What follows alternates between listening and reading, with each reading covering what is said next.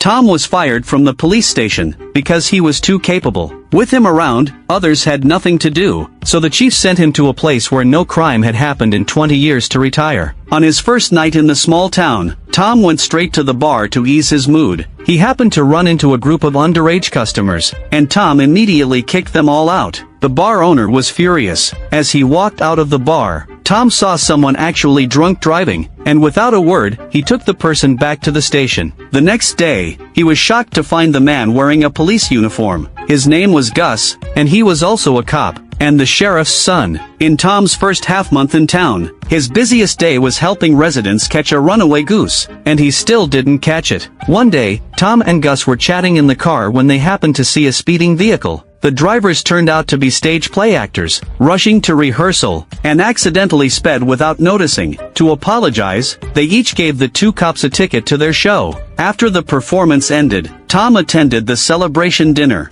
A supermarket owner came over to complain about the two stage actors, saying their acting was terrible, and they were just fooling the audience. He even joked that their heads should move house. The next day, those two really ended up dead, but it was ruled a car accident. Before Tom could figure out what happened, several more people died in a row, and all were ruled as accidents. After several investigations, Tom discovered that none of these cases were accidents, and the killers were the same group. It turned out that the capitalists in the small town, in order to win the title of civilized model town, thought the stage actors' bad performance would embarrass the town, so they killed them. At that moment, Tom planned to call the sheriff for backup, but unexpectedly, the sheriff was the leader of these demons. Gus came up and stabbed Tom, then drove out of town to dump the body. However, when he opened the trunk, Tom was still alive. It turned out Gus did it himself to save Tom's life. Gus thought Tom would run away, but instead, Tom returned to the town for revenge. Tom successfully became the MVP of this battle.